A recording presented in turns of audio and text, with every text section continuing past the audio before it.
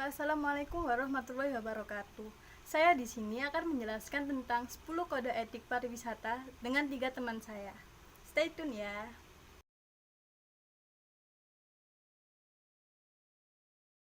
Kode etik pariwisata dunia terdiri atas 10 pasal, yaitu pasal ke-1 adalah kontribusi pariwisata untuk saling pengertian dan saling menghormati antara masyarakat dan wisatawan, yang artinya adalah 1. Pengertian dan promosi nilai-nilai etik bersama pada kemanusiaan dalam semangat toleransi dan hormat terhadap keragaman kepercayaan agama. Yang kedua adalah kegiatan pariwisata harus dilakukan dalam harmoni sesuai dengan kekhasan dan tradisi daerah, negara tuan rumah, dan dengan menghormati undang-undang, adat, dan kebiasaan negara tersebut. Yang ketiga adalah masyarakat tuan rumah di satu pihak dan para pelaku profesional lokal di lain pihak harus belajar untuk mengerti dan menghormati para wisatawan yang mengunjungi mereka dan mencari informasi. Yang keempat adalah pejabat pemerintah mempunyai tugas melakukan perlindungan terhadap para wisatawan dan pengunjung serta harta benda mereka. Pejabat pemerintah harus memberikan perhatian khusus terhadap keamanan para wisatawan. Pejabat pemerintah harus memberikan kemudahan dalam penyediaan sarana informasi, peringatan-peringatan, dan perlindungan jaminan dan bantuan yang khusus yang berhubungan dengan kebutuhan wisatawan. Yang kelima adalah para wisatawan dan pengunjung mempunyai tanggung jawab untuk mencari informasi bahkan sebelum mereka berangkat tentang karakteristik negara-negara yang akan mereka kunjungi. Poin kedua yaitu pariwisata sebagai alat pemenuhan kebutuhan individual dan kolektif. Yang artinya pariwisata merupakan suatu kegiatan yang sering dikaitkan dengan waktu luang, waktu santai, olahraga, hingga pengenalan budaya dan alam yang harus diciptakan dan dilaksanakan sebagai sarana yang penting untuk pemenuhan kebutuhan individual dan kolektif. Bila kegiatan ini dilakukan dengan keterbukaan hati, pariwisata merupakan suatu faktor yang tidak tergantikan sebagai autodidak pribadi, sebagai saling toleransi dan latihan terhadap perbedaan yang sah antara rakyat dan budaya. Tidak lupa juga dengan keseragaman kita. Contohnya, kita dapat mengunjungi tempat wisata, mulai dari wisata alam, wisata budaya, hingga wisata konvensi. Kegiatan ini kita lakukan untuk mengurangi kepenatan yang ada pada diri kita. Selain itu, kita juga mendapatkan pengetahuan mengenai keberagaman budaya yang ada pada setiap daerah. Selain untuk memenuhi kebutuhan individual, pariwisata juga dapat memenuhi kebutuhan kolektif. Salah satunya yaitu sebagai terbukanya lapangan pekerjaan baru bagi warga sekitar tempat wisata tersebut.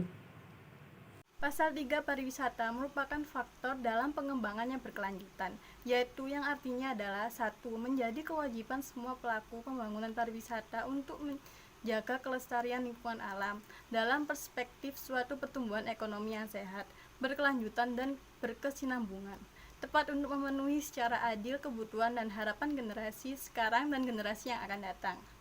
Yang kedua adalah semua bentuk pembangunan pariwisata yang memungkinkan penghematan sumber alam yang langka dan berharga, terutama air dan energi. Demikian pula untuk mengurangi produksi sampah harus prioritas dan digalakkan oleh pejabat pemerintah baik nasional, regional maupun lokal. Yang ketiga adalah pengaturan dalam waktu dan jarak arus wisatawan dan pengunjung, terutama pengaturan waktu cuti kerja dan liburan sekolah, dan menyeimbangkan tempat-tempat yang dikunjungi harus diupayakan sedemikian rupa untuk mengurangi tekanan kegiatan pariwisata terhadap lingkungan hidup dan sebaliknya, meningkatkan dampak positif bagi ekonomi lokal maupun bagi industri pariwisata. Yang keempat adalah prasarana dan kegiatan pariwisata harus dirancang dan diprogram sedemikian rupa untuk melindungi ekosistem dan biodiversitas serta untuk melestarikan jenis-jenis flora dan fauna yang terancam punah. Yang kelima adalah wisatawan wisata alam dan ekowisata diakui sebagai bentuk kegiatan pariwisata yang dapat memperkaya dan meningkatkan penghasilan pariwisata apabila dilakukan dengan menghormati lingkungan alam dan melibatkan penduduk setempat dalam pengembangan pariwisata. Yang keempat, pariwisata adalah warisan budaya umat manusia dan berkontribusi pada peningkatannya. Di pasal keempat ini berisikan penghormatan kepada pewarisan kekayaan seni, arkeologi, dan budaya yang harus dilindungi. Kegiatan pariwisata harus direncanakan sedemikian rupa untuk memungkinkan kelangsungan hidup dan perkembangan hasil-hasil budaya, seni tradisional, dan seni rakyat. Poin kelima yaitu pariwisata merupakan kegiatan yang bermanfaat bagi negara dan masyarakat yang dikunjungi. Maksudnya yaitu penduduk setempat harus diikutsertakan dalam kegiatan kepariwisataan dan secara adil menikmati keuntungan ekonomis, sosial, dan budaya yang mereka usahakan. Khususnya dalam menciptakan lapangan pekerjaan, baik yang langsung maupun tidak langsung timbul dari pariwisata. Kebijakan pariwisata harus diarahkan sedemikian rupa agar dapat meningkatkan taraf hidup masyarakat setempat di wilayah yang mendapat kunjungan dan dapat memenuhi kebutuhan hidup mereka. Pendekatan perencanaan arsitektural dalam pengembangan kawasan wisata dan akomodasi harus dilakukan secara terpadu dan integrasinya sebaik mungkin dengan jaringan ekonomi dan sosial setempat. Demikian juga dengan kompetensi yang sama, prioritas harus diberikan kepada tenaga kerja lokal. Contohnya, kegiatan pariwisata dapat dijadikan sebagai lapangan pekerjaan baru bagi warga daerah setempat, sehingga menambah pemasukan daerah dan pemerataan daerah dapat terlaksana. Selain itu, dapat juga memberikan peningkatan bagi devisa negara. Karena kunjungan dari wisatawan yang datang dari dalam negeri maupun dari luar negeri. Kewajiban para stakeholder dalam pengembangan pariwisata. Dalam pelaksanaan industri pariwisata, ada yang disebut sebagai pemangku kepentingan atau stakeholder. Mereka adalah pihak yang terlibat langsung dalam kegiatan pariwisata dan mereka memiliki hak serta kewajiban dalam kegiatan pariwisata. Peran stakeholder dalam pembangunan pariwisata bertugas membuat kebijakan dan perencanaan yang sistematis. Sebagai contoh, pemerintah menyediakan dan membangun infrastruktur pendukung kegiatan pariwisata untuk meningkatkan kualitas sumber daya manusia sebagai tenaga kerja di sektor pariwisata dan lain-lain. Yang ketujuh, hak atas pariwisata. Maksud dari pasal ketujuh ini yaitu wisatawan berhak mengenal dan menikmati kekayaan yang ada di bumi ini. Hak universal atas pariwisata harus dilihat sebagai konsekuensi logis dari hak untuk istirahat dan bersenang-senang.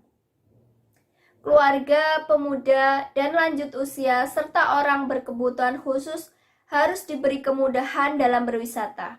Kebebasan pergerakan wisatawan. Wisatawan memiliki kebebasan untuk berpergian kemanapun yang diinginkan tanpa ada yang membatasi atau biasa disebut freedom of traveling. Namun demikian, seorang wisatawan juga dituntut untuk mematuhi kode etik pariwisata yang berlaku. Kode etik pariwisata dunia merupakan prinsip dasar yang dipakai sebagai acuan untuk pengembangan pariwisata yang mencakup komponen ekonomi, sosial, budaya, dan lingkungan yang berhubungan dengan perjalanan pariwisata. Poin ke-9 yaitu hak-hak pekerja dan pengusaha bagi industri pariwisata. Maksudnya adalah hak-hak mendasar para pekerja yang digaji dan pekerja yang digaji bebas dalam industri pariwisata dan kegiatan lain yang terkait harus mendapat jaminan dengan pengawasan dari pemerintah negara asal maupun pemerintah negara tujuan dengan perhatian khusus sehubungan dengan kendala-kendala tertentu terutama yang berkaitan dengan sifat musiman dari kegiatan mereka, dimensi global industri mereka, dan fleksibilitas yang sering terjadi karena sifat dari pekerjaan mereka. Semua perusahaan dan orang setelah diketahui memenuhi aturan-aturan dan kualifikasi-kualifikasi yang diperlukan berhak diakui untuk mengembangkan suatu kegiatan profesional di bidang pariwisata di bawah perundang-undangan nasional yang berlaku. Pengusaha dan penanam modal, terutama dari kalangan perusahaan kecil dan menengah, berhak mendapatkan kemudahan untuk akses memasuki sektor pariwisata dengan sesedikit mungkin pembatasan hukum dan birokrasi. Contohnya yaitu para pekerja industri pariwisata mempunyai hak untuk memperoleh inisial dan melanjutkan pendidikan yang sesuai. Mereka berhak diberikan perlindungan sosial yang memadai dan ketidakpastian pekerjaan harus dibatasi sedapat mungkin. Sedangkan hak untuk pengusaha pariwisata, yaitu pengusaha berhak untuk mengembangkan suatu kegiatan kepariwisataan dan diberikan kemudahan akses saat ingin melakukan pembangunan pada tempat wisata tersebut. Penerapan prinsip-prinsip kode etik global untuk pariwisata. Kode etik pariwisata dunia dibuat dengan maksud dan tujuan untuk memajukan bidang pariwisata dunia. Salah satunya adalah dalam upaya memberikan pelayanan terbaik dan perlindungan kepada setiap wisatawan yang berkunjung di suatu negara. Pada tahun 1999, Majelis Umum WTO mengadopsi Global Code of Ethics for Tourism atau biasa disingkat GCET atau Kode Etik Pariwisata Global sebagai kerangka dasar dari pariwisata yang bertanggung jawab dan berkelanjutan. Cukup sekian penjelasan yang dapat kami sampaikan. Wassalamualaikum warahmatullahi wabarakatuh. Terima kasih.